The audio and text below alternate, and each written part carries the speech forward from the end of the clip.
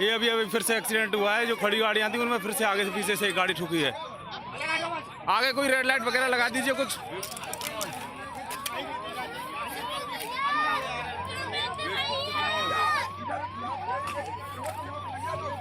लगाओ सब लेके संग, बैरिकेड लगाए सब लेके संग, गाड़ी बाहर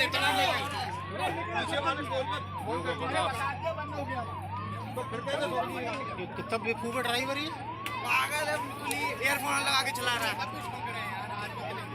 गाड़ी आगे, गाड़ी आगे।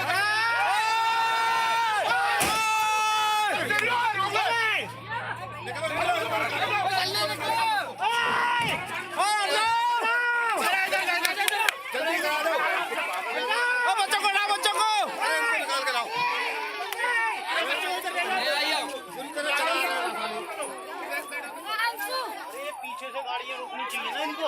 अरे टोल पे मना करो, टोल पे